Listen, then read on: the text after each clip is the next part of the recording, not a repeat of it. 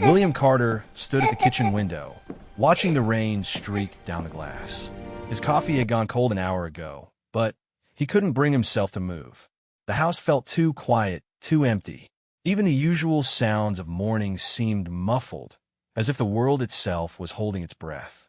Charlotte's bedroom door creaked open upstairs, followed by the familiar patter of small feet on wooden stairs. William quickly wiped his face and turned toward the sound, forcing a smile he didn't feel. His 6-year-old daughter appeared in the doorway, her blonde hair messy from sleep, clutching her favorite stuffed elephant. "Good morning, Daddy," she said softly, her blue eyes scanning the room. William noticed how she always looked around first thing in the morning, searching for something that wasn't there anymore. "Morning, sweetheart," William replied, kneeling down to her level. "Did you sleep okay?" Charlotte nodded, but her eyes continued to wander. She walked to the living room and looked behind the couch, then checked the small closet near the front door. William's heart broke a little more with each place she searched. "Daddy," Charlotte said, turning back to him with that innocent expression that made everything harder. "Where's Mummy?" The question hit William like a physical blow, even though he'd been expecting it. Charlotte had been asking the same question every morning for the past 3 weeks. Each time, William gave her the same answer, hoping it would somehow become easier to say. It never did. "Remember what we talked about, Charlie?" William sat down on the couch and patted his lap. Charlotte climbed up, still holding her elephant tightly. "Mummy is in heaven now. She can't come home anymore." Charlotte's face scrunched up in concentration. "But why can't she visit? Sarah's grandma visits from far away." William closed his eyes for a moment. How do you explain death to a 6-year-old who still believes in magic and fairy tales? How do you make sense of something that doesn't make sense to you either? "Heaven is different from far away," William said gently, stroking Charlotte's hair. "It's a special place where people go when their bodies stop working. Mummy can't use her body anymore, so she can't hug us or talk to us like before." "Is she hurt?" Charlotte asked, her voice small and worried. "No, baby. She's not hurt anymore. She's not sick anymore either. But she can't come back to us." Charlotte was quiet for a long moment, processing this information the way children do, with complete seriousness. "Can we call her?" "No, sweetheart. We can't call heaven. Can we send a letter?" William felt tears threatening again. "No, we can't send letters either." Charlotte's bottom lip started to tremble. "I miss her, Daddy." "I know, Charlie. I miss her too. So much." William held his daughter close, feeling her small body shake with quiet sobs. He wanted to promise her that everything would be okay, that the pain would go away, that life would return to normal. But he couldn't lie to her any more than he already was forced to. The truth was more complicated than William could explain to his 6-year-old. Sarah, his wife of 8 years, hadn't died from an illness. She hadn't been in an accident. 3 weeks ago, Sarah had taken her own life, leaving behind a note that explained nothing and everything at the same time. William had found her in their bedroom that Tuesday morning after dropping Charlotte at school. The note was on her nightstand, written in her careful handwriting. It talked about feeling lost, about not being able to find her way back to happiness, about how much she loved them both, but couldn't keep pretending anymore. The funeral had been small. William told Charlotte that Mummy had gotten very sick very quickly and that her body couldn't fight anymore. It wasn't entirely a lie, but it wasn't the whole truth either. William wasn't sure when or what if he gets sick too. William's throat tightened. "Charlie, look at me." She raised her eyes to meet his. "I'm not sick. I'm healthy and strong, and I'm going to be here to take care of you for a very long time. Promise." "I promise." Charlotte seemed satisfied with this answer and returned to her pancakes. William watched her eat, marveling at how resilient children could be. In the same conversation, she could cry for her mother and then focus completely on breakfast. Adults didn't bounce back so easily. After breakfast, William helped Charlotte get ready for school. He braided her hair the way Sarah used to, though his attempts were nowhere near as neat. Charlotte didn't complain, even when he had to start over twice. "Mrs. Peterson says I'm very brave," Charlotte mentioned as William tied her shoes. Mrs. Peterson is right. You are very brave. She says Mummy would be proud of me. William's hands stilled on her shoelaces. Mummy is proud of you, Charlie. She's always proud of you.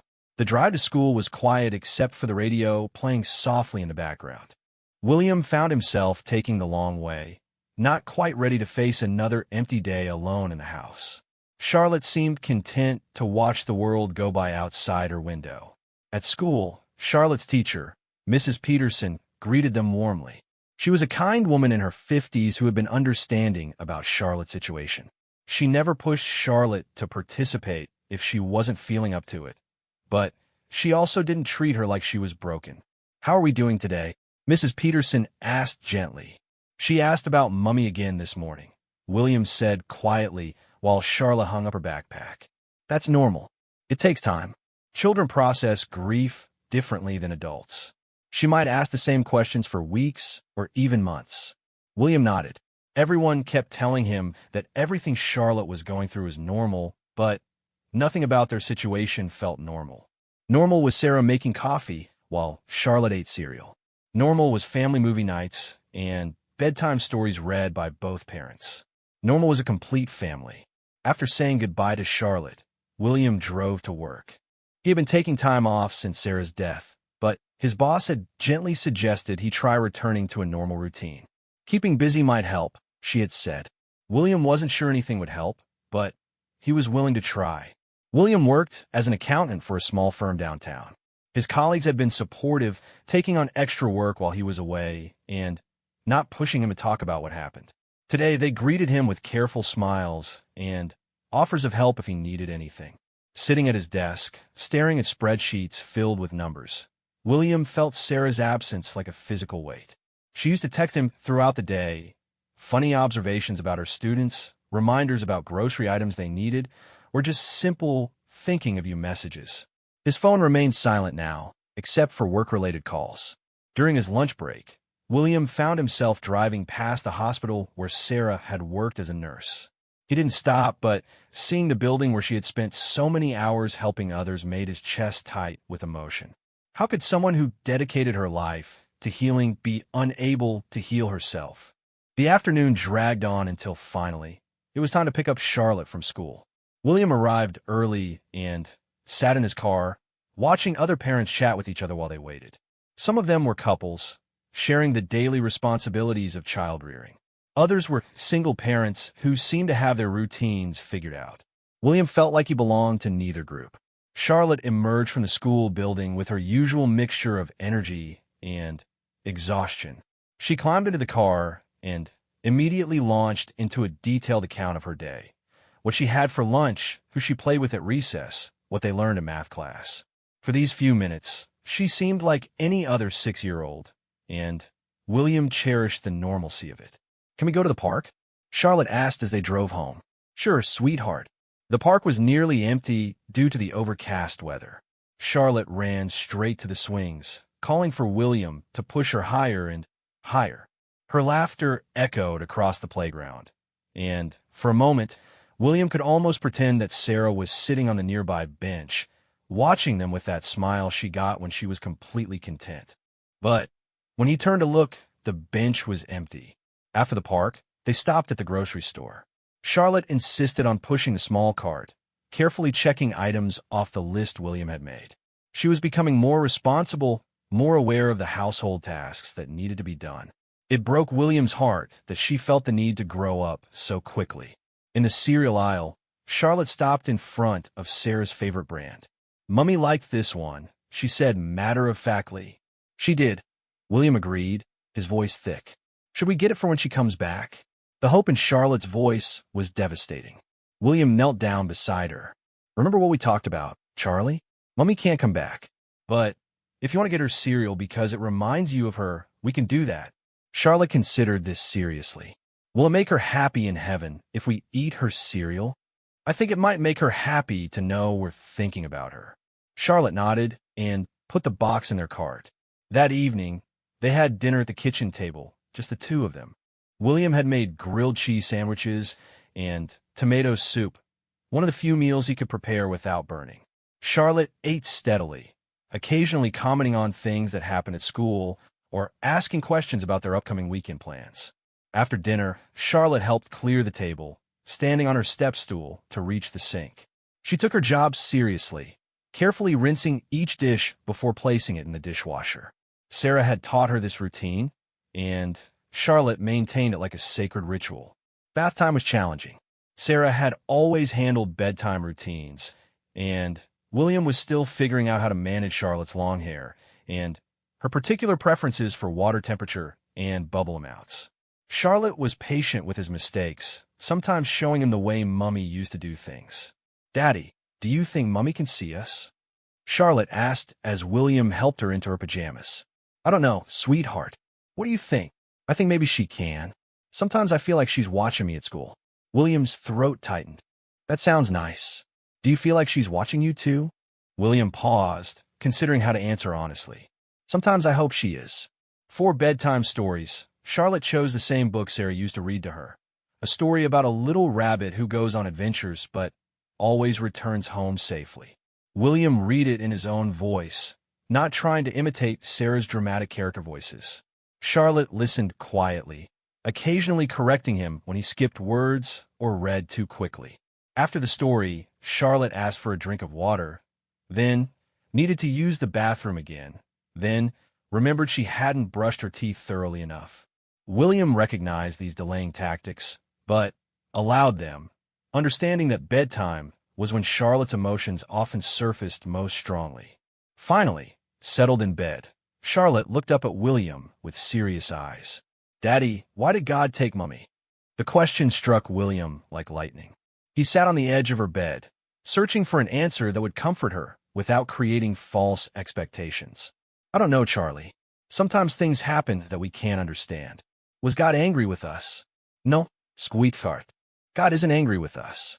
Sometimes bodies just stop working, even when we don't want them to." "Will my body stop working?" "Not for a very, very long time. You have a strong, healthy body that's going to grow up big and strong." Charlotte seemed to accept this answer. "Will you stay with me until I fall asleep?" "Of course." William sat in the chair beside Charlotte's bed, watching her face relax as sleep slowly claimed her. In sleep, she looked so much like Sarah, the same delicate features, the same peaceful expression. It was both comforting and heartbreaking. Once Charlotte was deeply asleep, William made his way downstairs. The house felt enormous and empty after the warm closeness of her bedroom. He found himself walking through rooms aimlessly, picking up toys and straightening cushions, doing anything to avoid sitting still with his thoughts. In the living room, he noticed Charlotte's drawing from school that day, left on the coffee table. It showed 3 stick figures, a tall one labeled Daddy, a smaller one labeled Me, and a third figure with wings labeled Mummy in Heaven. The figure with wings was positioned above the other 2, as if watching over them. William stared at the drawing for a long time, wondering how his 6-year-old daughter could have such wisdom about grief and loss. Children seem to instinctively understand things that adults struggled to accept. Charlotte could draw her mother with wings and find comfort in the image, while William couldn't even look at Sarah's photos without falling apart. He poured himself a glass of wine and sat on the couch, Charlotte's drawing still in his hands. Outside, the rain had stopped, but the clouds remained thick and dark. The house was quiet except for the occasional creak of settling wood and the distant hum of the refrigerator. William's phone buzzed with a text from his sister checking in. She had been calling or texting every day since the funeral, offering to help with Charlotte or just to talk. Tonight, William didn't have the energy to respond. He would call her back tomorrow, he promised himself. Looking around the room, William could see Sarah everywhere. In the books she had loved, the plants she had carefully tended, the family photos on the mantel. Her presence was so strong, it was almost painful. Yet when Charlotte asked where Mummy was, William couldn't explain that she was everywhere and nowhere at the same time. The hardest part was not knowing if he was handling things right. Was he saying the right things to Charlotte? Was he helping her process her grief in a healthy way? Was he protecting her too much by not telling her the complete truth about how Sarah died? Every parenting decision felt magnified now that he was making them alone. Sarah had been his partner in everything, the person he turned to when he wasn't sure what to do. Now, when he needed her guidance most, she wasn't there to give it. William finished his wine and turned off the downstairs lights, checking that the doors were locked before heading upstairs. He paused outside Charlotte's room, listening to her steady breathing, grateful that at least one of them could find peace and sleep. In his own bedroom, William avoided looking at Sarah's side of the bed, at her nightstand with its collection of books and reading glasses, at the dresser where her jewelry box sat untouched. He changed into pajamas and brushed his teeth, going through the motions of a normal bedtime routine that felt anything but normal. Lying in bed, staring at the ceiling, William thought about Charlotte's question from that morning. "Where's Mummy?" She would ask again tomorrow, and the day after that, and probably for many days to come. And each time, William would have to find a way to answer with love and honesty while protecting her young heart from the full weight of their loss. Tomorrow would bring new challenges, new questions, new moments of grief, mixed with small joys. William wasn't sure he was strong enough to handle it all, but he knew he had to try. For Charlotte, he had to try. Hashtag, "Where's Mummy?" Charlotte asked. Part 2 months had passed since Sarah's death, and William was learning that grief wasn't a straight line. Some days felt manageable, almost normal. Others hit like a truck carrying all the weight of their loss. Today was one of the truck days. Charlotte had woken up crying at 3 a.m, calling out for her mother in that heartbreaking voice that cut through William's sleep like a knife. He had rushed to her room to find her sitting up in bed, tears streaming down her face, completely disoriented between sleep and wakefulness. "I dreamed Mummy was making pancakes," Charlotte sobbed into William's chest as he held her. "She was wearing her blue dress with the flowers. She said she was making breakfast for us." William rubbed her back gently, feeling his own tears threaten. Sarah had owned a blue dress with small white flowers that she wore on weekends. It had been Charlotte's favorite because Sarah would dance around the kitchen while cooking, making Charlotte giggle. "It sounds like a beautiful dream," William said softly. "But then I woke up and she wasn't here," Charlotte continued. "Why isn't she here, Daddy? I don't understand why she had to go to heaven." William held her tighter, wishing he had better answers. "I know, sweetheart. I don't understand it either sometimes." They sat together in the soft glow of Charlotte's nightlight, a small elephant that projected stars on the ceiling. Sarah had bought it during Charlotte's afraid of the dark phase when she was 4. Now the gentle light felt like one of the many small comforts Sarah had left behind. "Can we call heaven?" Charlotte asked, her voice muffled against William's shoulder. "No, baby, we can't call heaven. What if we call really, really loud?" William's heart broke a little more. Even if we called as loud as we could, heaven is too far away for our voices to reach. Charlotte was quiet for several minutes, and William thought she might be falling back asleep. Then she spoke again, her voice small and uncertain. "Daddy, was I bad? Is that why Mummy went to heaven?" The question hit William like a physical blow. He pulled back to look at Charlotte's face in the dim light. "Oh, Charlie. No, sweetheart.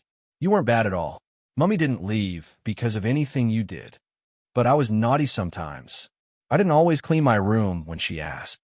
Every little girl is naughty sometimes. That's normal. Mummy going to heaven had nothing to do with how you behaved. She loved you so much, even when you forgot to clean your room." "Then why did she go?" William struggled for words that would comfort without creating false hope or unrealistic expectations. Sometimes people get sick in ways we can't see. Mummy got sick in her heart and her mind, and the doctors couldn't make her better. This was as close to the truth as William dared go. Sarah had been battling depression for years, though she had hidden it well from most people, including Charlotte. The medications and therapy sessions had helped for a while, but in her final weeks, something had shifted. Sarah had become distant, quiet, going through the motions of daily life without really being present. William had noticed the changes, but hadn't realized how serious they were. Sarah had always been good at putting on a brave face, at functioning even when she was struggling inside. Looking back, he could see the signs he had missed, the subtle ways she had been saying goodbye. Charlotte accepted his explanation with a matter-of-fact way children approach difficult concepts. She didn't ask for more details, seeming to understand that some things were too complicated for complete explanations. "I miss her hugs," Charlotte said quietly. "I miss them too. And her songs." She sang pretty songs when she did laundry. William smiled sadly. Sarah had indeed sung while doing household chores, usually old songs from her childhood or whatever was stuck in her head from the radio. Charlotte used to join in, their voices blending together in imperfect harmony that somehow sounded more beautiful than any professional recording.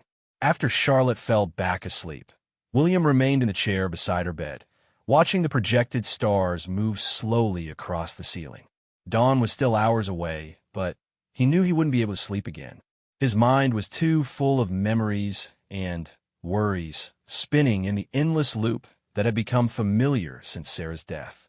When morning finally arrived, Charlotte seemed to have forgotten about her middle-of-the-night sadness.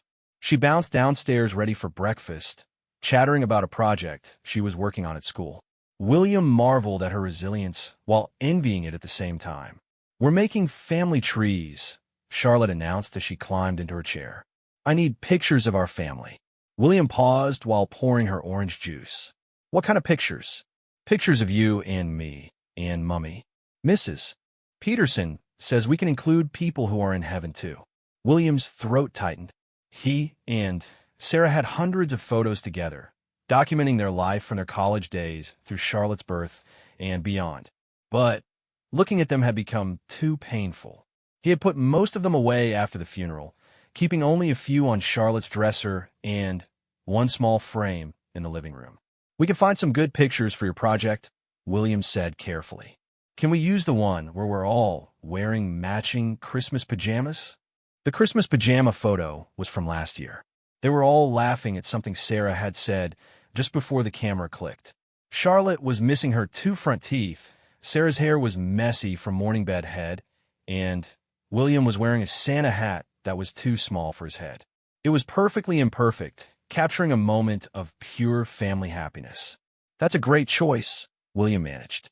After dropping Charlotte at school, William drove to his office but found himself unable to concentrate on work. The numbers on his computer screen blurred together as his mind wandered to the conversation with Charlotte. He realized he would need to go through the photo albums soon, not just for the family tree project, but for Charlotte's sake. She deserved to have visual reminders of the happy times they had shared as a family. During his lunch break, William called his sister Emma. She had been his lifeline since Sarah's death, offering practical help and emotional support without being pushy or overwhelming. "How are you holding up?" Emma asked as soon as she heard his voice. "Charlotte woke up crying last night. She dreamed about Sarah." "Oh, William, how did you handle it?" William described the conversation, including Charlotte's question about whether she had been bad. Emma listened without interrupting, occasionally making soft sounds of understanding.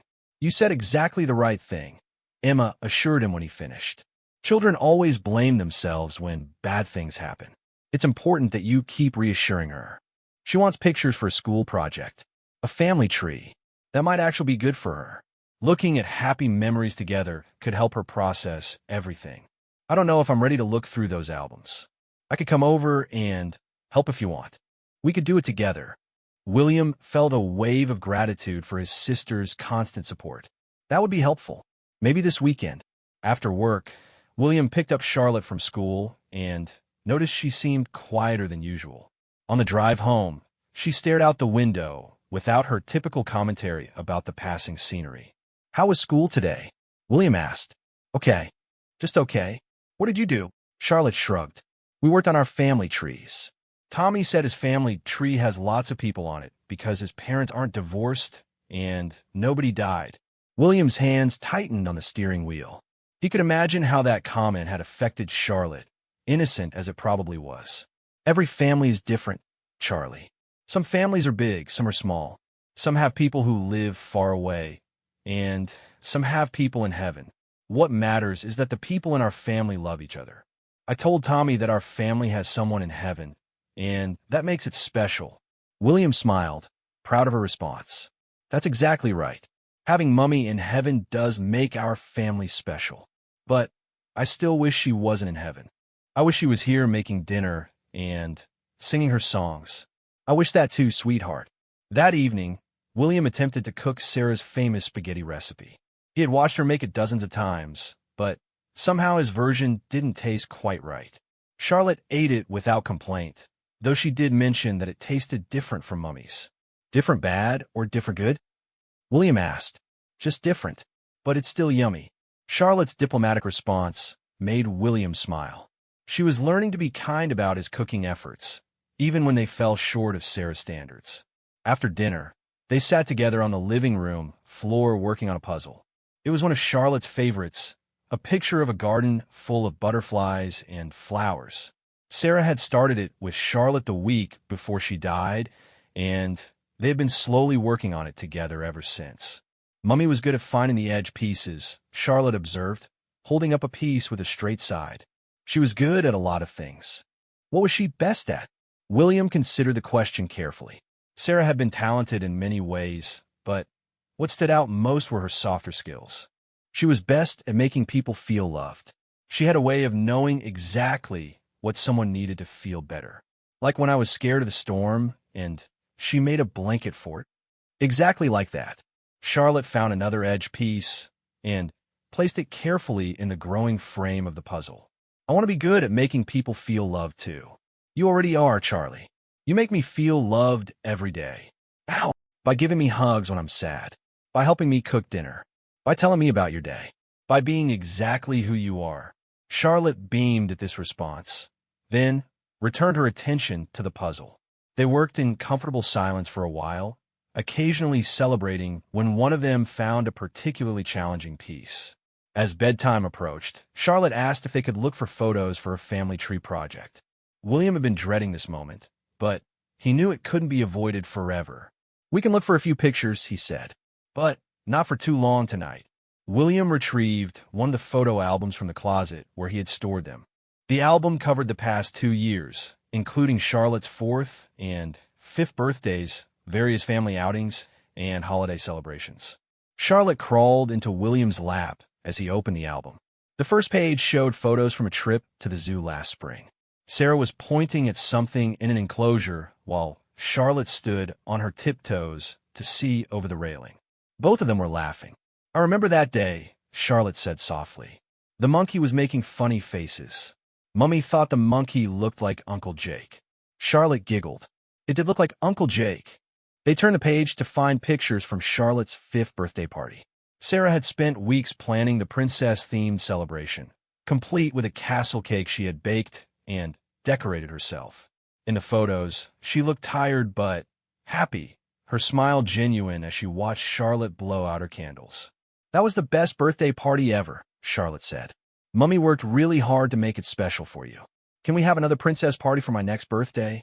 The question caught William off guard. Charlotte's next birthday was still months away, but the idea of planning a party without Sarah seemed overwhelming. We can definitely celebrate your birthday. We'll figure out what kind of party you want when it gets closer. They found a Christmas pajama photo Charlotte had mentioned that morning. Looking at it now, William could see things he had missed at the time, a certain sadness in Sarah's eyes despite her laughter, a forced quality to her smile. But Charlotte saw only the joy of the moment, the memory of Christmas morning excitement and family togetherness. This is perfect for my family tree, Charlotte said decisively. I think so too. After selecting a few more photos, William closed the album. It had been easier than he expected, seeing those happy memories through Charlotte's eyes. Her perspective helped him focus on the love and joy captured in the images rather than the pain of their loss. During Charlotte's bedtime routine, she talked about the photos they had looked at, remembering details about each moment that William had forgotten. Her memory for small details was impressive. She remembered what they had eaten at the zoo, what presents she had received at her birthday party, what movie they had watched after taking the Christmas photo. Mummy had a good memory too, Charlotte observed as William tucked her into bed. She did.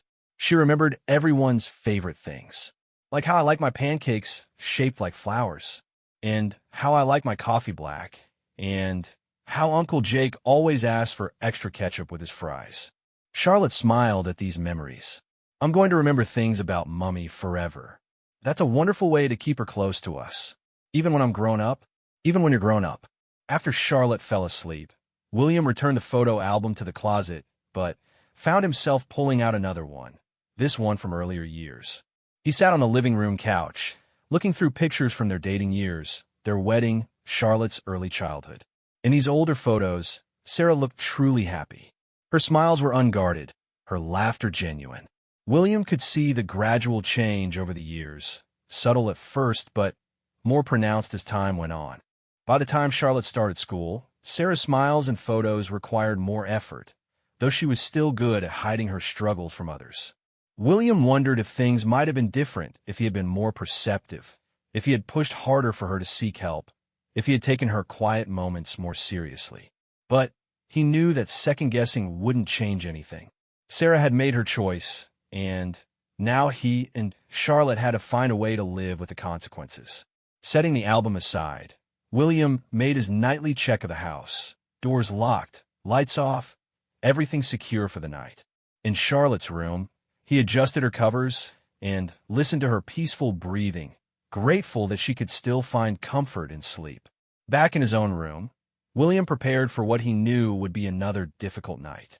Sleep had become elusive since Sarah's death, his mind too active with worries and regrets to find rest easily. But tomorrow would bring new challenges, new questions from Charlotte, new opportunities to help her navigate their changed world. The family tree project was just the beginning. There would be school events where other children had both parents, holidays that would feel empty without Sarah's traditions, milestones that she would miss. William knew he couldn't fill the hole her absence had created, but he could try to build something new around it. Looking at the ceiling in the dark, William thought about Charlotte's declaration that she wanted to be good at making people feel loved. Despite everything she had lost, despite the confusion and pain of her young grief, she was still focused on love and connection. Perhaps that was Sarah's greatest legacy, raising a daughter who could face tragedy and still choose kindness. Tomorrow, Charlotte would wake up and ask where Mummy was, just as she had every day for the past 2 months.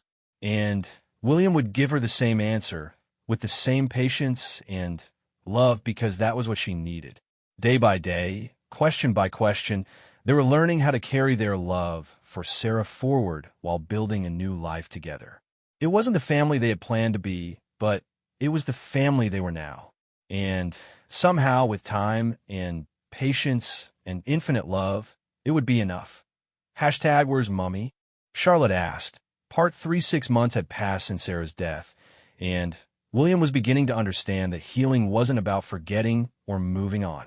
It was about learning to carry the love and the loss together like two sides of the same precious coin. Charlotte was 7 now, having celebrated her birthday last month with a small party that she had helped plan.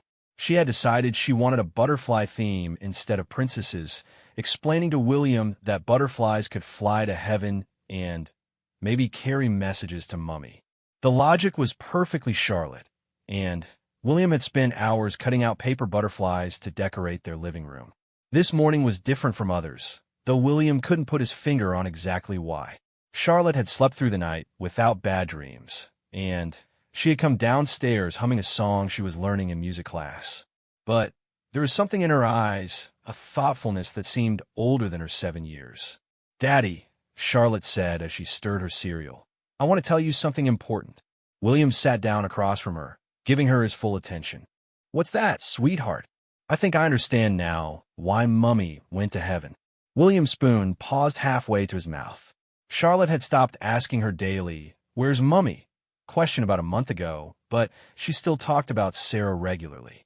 This felt different, though, more serious. "Tell me what you think," William said gently. Charlotte took a deep breath, organizing her thoughts in the careful way she had developed when discussing difficult topics. "Mrs. Peterson says that sometimes people's hearts get so full of sadness that there's no room for happy feelings anymore. She says it's like when a bucket gets too full of water and starts to overflow." William's chest tightened. Mrs. Peterson had been wonderful throughout Charlotte's grieving process, finding age-appropriate ways to explain complex emotions. But hearing his daughter talk about overwhelming sadness made William ache for both Charlotte and Sarah. That sounds about right, William said carefully. I think Mummy's heart got too full of sadness, and she couldn't make room for happy feelings even though she loved us very much. The simplicity and accuracy of Charlotte's understanding took William's breath away. I think you're right, Charlie. So it wasn't because we did something wrong, and it wasn't because she didn't love us. It was because her heart was broken and couldn't get fixed. That's exactly right. Charlotte nodded seriously, then continued eating her cereal as if she hadn't just demonstrated remarkable wisdom about mental illness and suicide. William watched her, amazed by her ability to process such difficult concepts and find a way to understand them that didn't blame herself or her mother. Mrs. Peterson also said that sometimes when people's hearts are too full of sadness, other people don't know how to help them, even when they want to help very much. This comment hit closer to home. William had wrestled with guilt about not recognizing how severe Sarah's depression had become, about not pushing harder for her to seek additional help, about somehow failing as a husband in her moment of greatest need. That's true, too, William said quietly. Were you trying to help Mummy? Every day. But sometimes, even when people try their hardest to help, it's not enough to fix a broken heart. Charlotte considered this information while finishing her breakfast. William could see her young mind working through the implications, filing away this new understanding with the other difficult truth she had learned about life and loss. At school that day, Charlotte's class was working on a special project about families around the world. Each student was supposed to interview someone from their family about traditions and memories.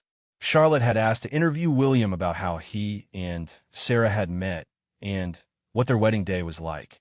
That evening, Charlotte sat across from William at the kitchen table with a notebook and a purple pen, looking very professional and determined.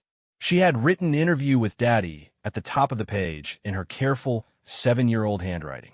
First question, Charlotte said seriously. How did you and Mummy meet? William smiled, remembering. We met in college. Mummy was studying to be a nurse, and I was studying accounting.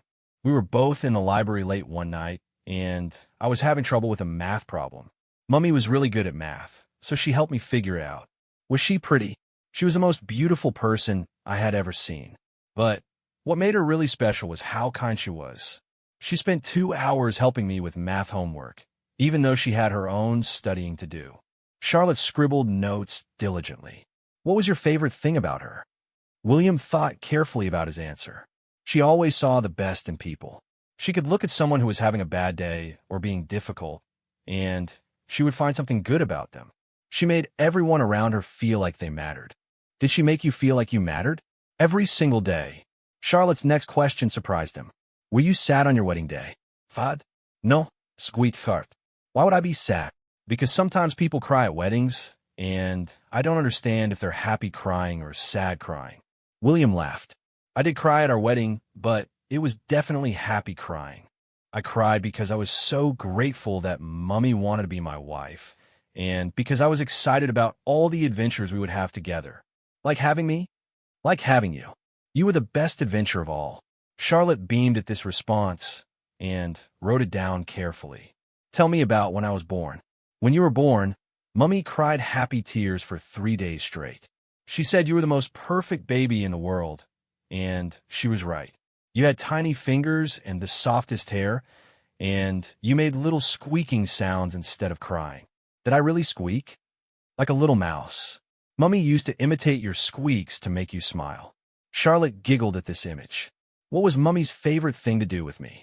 William's throat tightened as he considered the question. Sarah had loved so many activities with Charlotte. Reading bedtime stories, baking cookies, having tea parties, painting fingernails, dancing to music in the kitchen.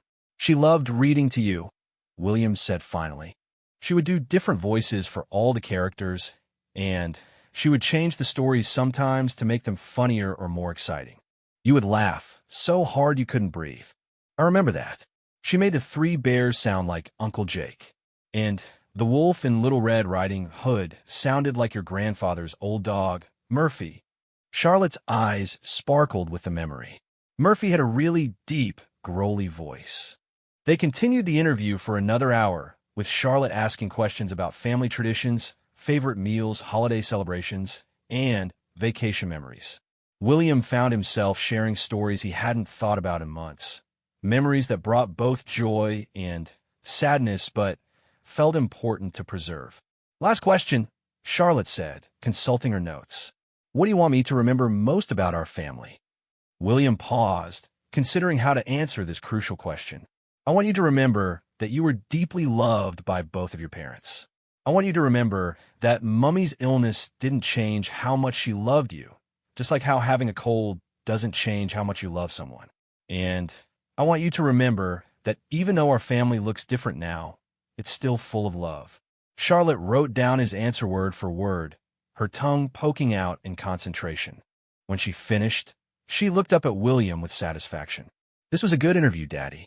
I learned new things about Mummy. I'm glad. What was the most interesting thing you learned? That she helped you with math homework before she even loved you. That means she was always a helper, even to strangers. William's eyes filled with tears. Charlotte's observation was so perceptive, so perfectly capturing the essence of who Sarah had been. She had indeed been a helper by nature, drawn to nursing because she wanted to care for others, always ready to support anyone who needed it. Later that evening, after Charlotte had gone to bed, William found himself thinking about the interview questions and his answers. Talking about Sarah in such detail had been both painful and healing. He realized that he had been so focused on protecting Charlotte from the sad parts of the story that he had almost stopped sharing the happy parts too. Sarah deserved to be remembered fully, not just as someone who had died, but as someone who had lived richly and loved deeply. Her battle with depression was part of her story, but it wasn't the whole story. She had been a devoted mother, a caring wife, a skilled nurse, a loyal friend. Those aspects of her identity were just as important as her mental illness. The next few weeks brought new developments. Charlotte started showing interest in helping others, clearly inspired by the stories about Sarah's caring nature. She volunteered to help younger students in the school library, and she asked William if they could donate some of her old toys to children who needed them. Mummy would want us to help people, Charlotte explained as they sorted through her toy box. She was always helping people. William watched his daughter carefully choose which toys to keep and which to give away, making decisions based on which items might bring joy to other children. Her generosity was remarkable, and William could see Sarah's influence in every thoughtful choice. Charlotte also started asking about Sarah's work as a nurse. She wanted to know what kind of patients Sarah had helped, what a typical day at the hospital was like, and whether helping sick people made Mummy happy. It did make her happy, William explained. Even on days when she felt sad, taking care of patients gave her a sense of purpose. She said that helping people heal was one of the most important things she could do with her life. Do you think she's helping people in heaven? The question caught William off guard, but he found himself nodding. I think if there's a way to help people in heaven, Mummy is definitely doing it. As spring arrived, Charlotte expressed interest in planting a garden. Sarah had always talked about wanting to grow flowers and vegetables, but they had never found the time to start. Now Charlotte was determined to create the garden that Mummy had dreamed of. They spent a Saturday at the garden center, with Charlotte carefully selecting seeds and small plants. She chose sunflowers because they were tall and cheerful, tomatoes because Sarah had loved tomato sandwiches, and purple flowers because purple had been Sarah's favorite color. Working in the dirt together, William and Charlotte created something that felt like a tribute to Sarah's memory. Charlotte talked to the plants as she helped place them in the soil, telling them about her mother and asking them to grow big and strong. Do you think Mummy can see our garden from heaven? Charlotte asked as they watered their newly planted seeds. I think if she can see us, she's very proud of what we're creating together. I hope the flowers will make her happy. I think they will, Charlie. I think they will. That night, Charlotte fell asleep more peacefully than she had in weeks.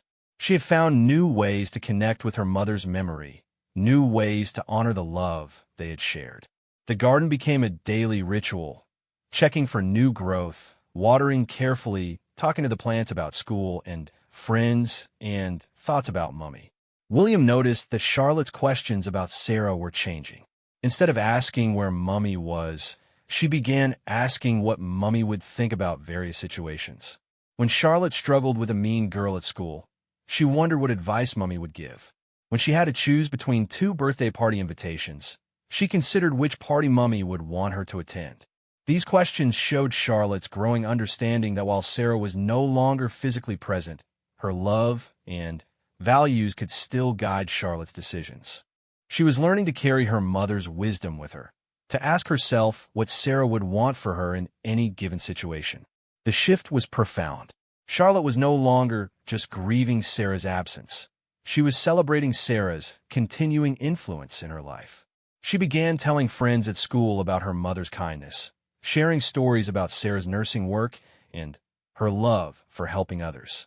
William realized that Charlotte was doing something he hadn't been able to do yet. She was finding ways to keep Sarah's spirit alive without being paralyzed by the sadness of her loss. She was choosing to focus on the love they had shared rather than the pain of saying goodbye. One evening, as they sat together reading before bed, Charlotte looked up from her book with a thoughtful expression. "Daddy, I don't think Mummy is really gone." William's heart skipped. "What do you mean, sweetheart?" "I think part of her is still with us. Like when I help someone at school, that's Mummy's helping part inside me. And when you make me feel better when I'm sad, that's Mummy's caring part that she shared with you."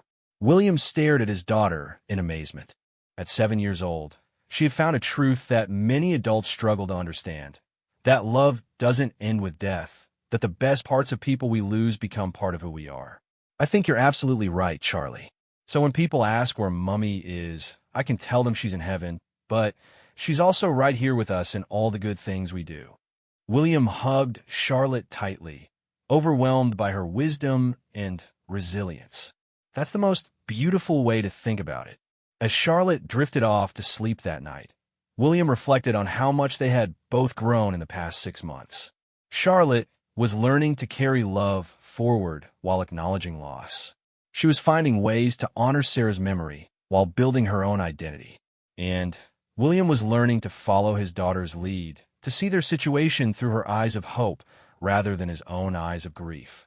Charlotte was teaching him that healing didn't mean forgetting, that moving forward didn't mean leaving Sarah behind. Their family had been broken by loss, but it was being rebuilt through love.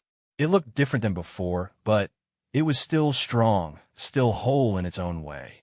And in Charlotte's garden, among the growing flowers that reached toward the sun, new life was emerging from the soil of their grief.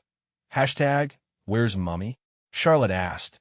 Part 4 1 year had passed since Sarah's death, and William woke up on that anniversary morning with a familiar heaviness in his chest. The date had been circling on the calendar for weeks, a quiet reminder of how much their lives had changed since that terrible Tuesday when everything fell apart. Charlotte, now 8, had also been aware of the approaching date. She had mentioned it several times in recent weeks, not with the raw grief of early days, but with the thoughtful awareness of someone who had learned to live alongside loss. She had asked if they could do something special to remember Mummy, and together they had planned a day that would honor Sarah's memory. "Good morning, Daddy," Charlotte said softly as she appeared in the kitchen doorway.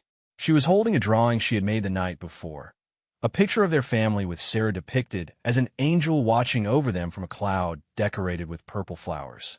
"Good morning, sweetheart. How are you feeling today?"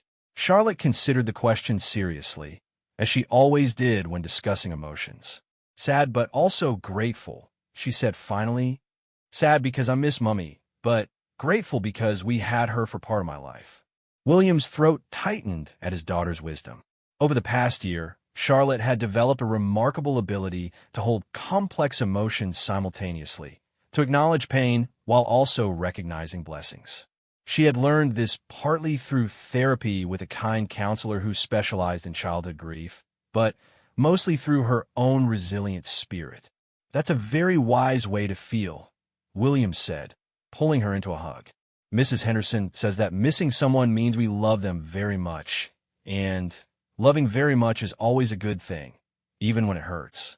Mrs. Henderson was Charlotte's counselor, a woman who had helped both Charlotte and William navigate the complicated terrain of grief. She had taught Charlotte that all feelings were acceptable, that it was okay to be sad and happy in the same day, that healing wasn't about forgetting, but about learning to carry love in new ways. After breakfast, they drove to the cemetery where Sarah was buried. It was their first visit since the funeral, and William had been nervous about how Charlotte would react.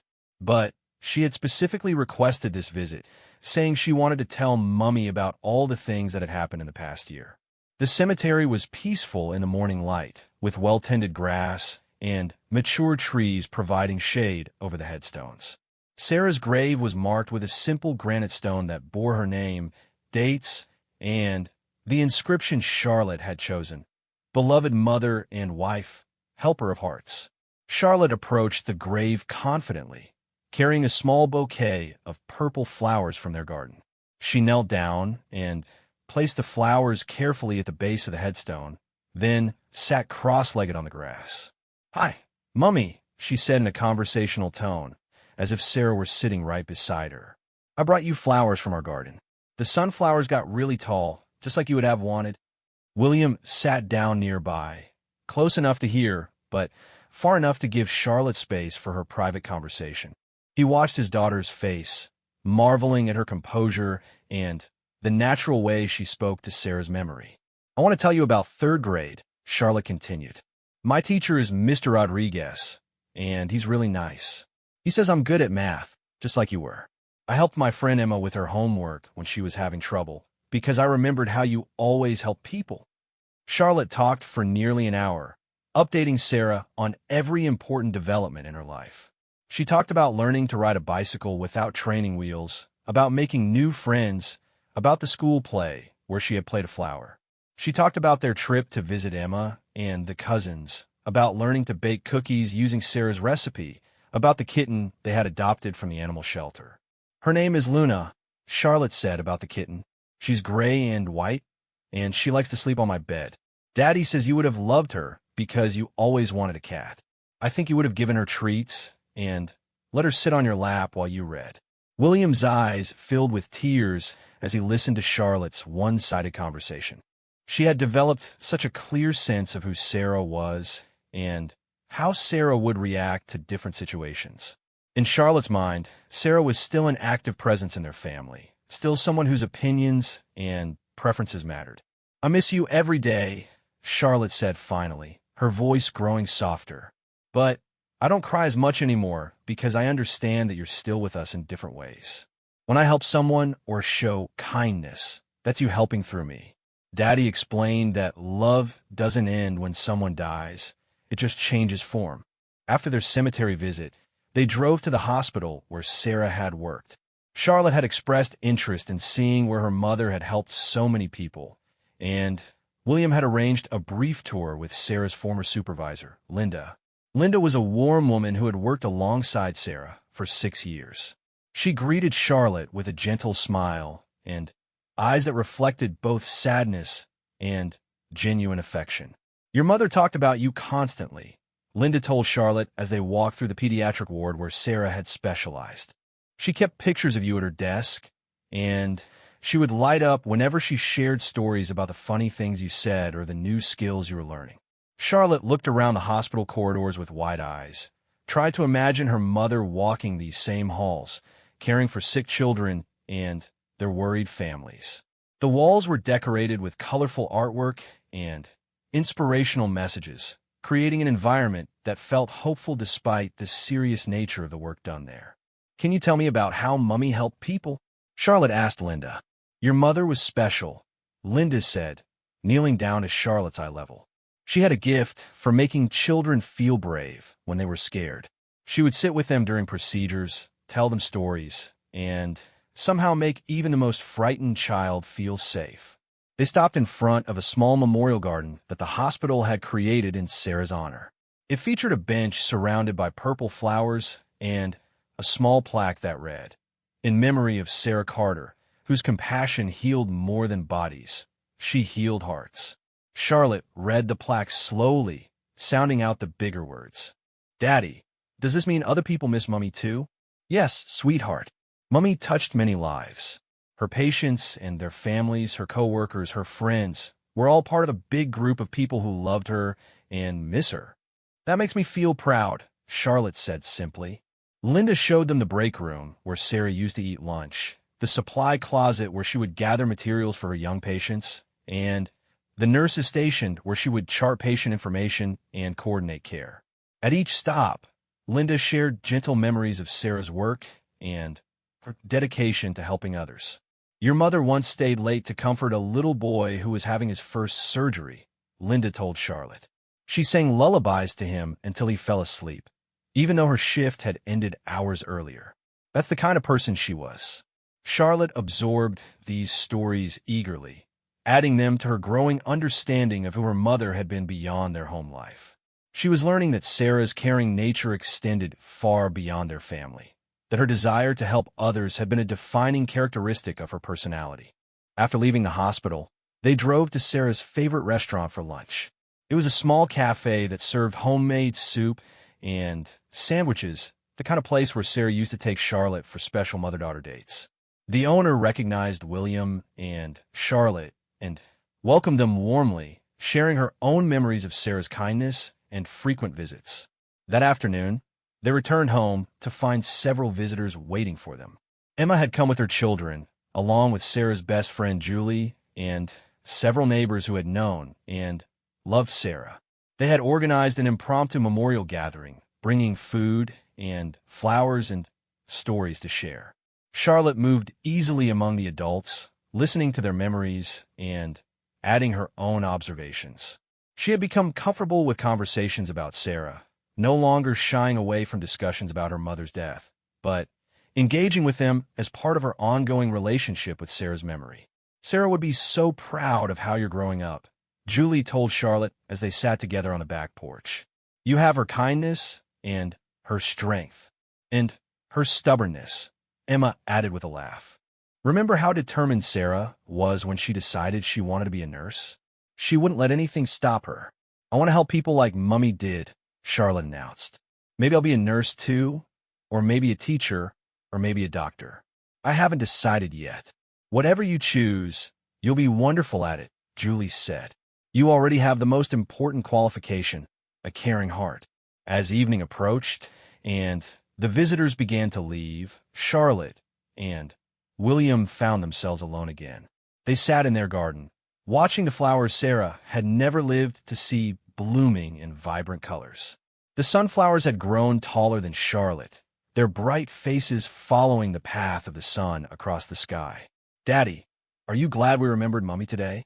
Charlotte asked as they watered the plants together. "I'm very glad. How do you feel about today?" "Good. Sad but good. I like hearing the stories about how Mummy helped people at the hospital, and I like talking to her at the cemetery." "Do you think she heard you?" Charlotte considered this question with the seriousness she brought to all discussions about death and heaven. "I don't know if she heard me the way you hear me when I talk to you, but I think love finds a way to connect people, even when they're in different places." William was continually amazed by Charlotte's insights. At 8 years old, she had developed a sophisticated understanding of love, loss, and the connections that transcend physical presence. She had found ways to maintain a relationship with Sarah's memory while continuing to grow and change herself. That evening, as they prepared for bed, Charlotte asked if she could sleep in William's room. It was a request she made occasionally, especially on difficult days or when she was feeling particularly connected to memories of their life as a complete family. "Of course you can, sweetheart." As they lay in the dark, Charlotte curled up beside William with Luna purring between them. The silence was comfortable, filled with the peace that comes after a day of meaningful remembrance. "Daddy," Charlotte said quietly, "I want you to know that even though I miss Mummy, I'm happy with our life now. We're different than we were before, but we're still a good family." "We are a good family," William agreed, his voice thick with emotion. "And I want you to know that it's okay if you want to be happy again. Really happy, not just pretending happy. Mummy would want you to be happy." The comment surprised William. Over the past year, he had focused so intently on helping Charlotte heal that he hadn't paid much attention to his own emotional journey. He had functioned, survived, even found moments of joy, but he hadn't considered the possibility of being fully happy again. What makes you think about that, Charlie? Mrs. Henderson says that sometimes people feel guilty about being happy after someone they love dies. She says they think being happy means they're forgetting the person. But that's not true. Being happy means the love is still working. William pulled Charlotte closer, overwhelmed by her wisdom and compassion. You're absolutely right. So, it's okay if someday you want to have fun again, or laugh really hard, or even fall in love again. Mummy's love for us is strong enough to want us to have all good things. The maturity of Charlotte's statement took William's breath away. At 8 years old, she was giving him permission to heal fully, to open himself to the possibility of complete happiness again. She was offering him the same grace she had learned to give herself. Over the following weeks, William found himself thinking about Charlotte's words. He began to pay attention to moments of genuine joy. Charlotte's laughter at a silly joke, the satisfaction of a project completed at work, the simple pleasure of morning coffee in their sunny kitchen. He started to recognize these moments as gifts rather than betrayals of Sarah's memory. Charlotte continued to thrive. She excelled in school, maintained friendships, and found new ways to honor Sarah's memory through acts of kindness and service. She volunteered in the school library, helped elderly neighbors with yard work, and donated her allowance money to the children's hospital where Sarah had worked. The question, "Where's Mummy?" had evolved into something deeper and more nuanced. Charlotte now understood that Sarah was in multiple places simultaneously. In heaven, in their hearts, in their memories, in the legacy of love and kindness they carried forward each day. One morning, almost 14 months after Sarah's death, Charlotte came downstairs with an announcement that surprised William. "Daddy, I don't think I need to ask where Mummy is anymore." "Why is that, sweetheart?" "Because I know where she is. She's everywhere love is. She's in the garden when we water the flowers. She's in the kitchen when we cook her recipes. She's at school when I help a friend. She's in our bedtime hugs. She's wherever people are being kind, because kindness was her favorite thing." William's eyes filled with tears at his daughter's beautiful explanation. "That's perfect, Charlie. So I don't need to ask where she is, because I know she's always with us. The question now is what would make her proud of us today." Charlotte had transformed her grief into a daily practice of love. She had learned to carry Sarah's memory not as a burden, but as a blessing, not as something that held her back, but as something that propelled her forward into kindness and compassion.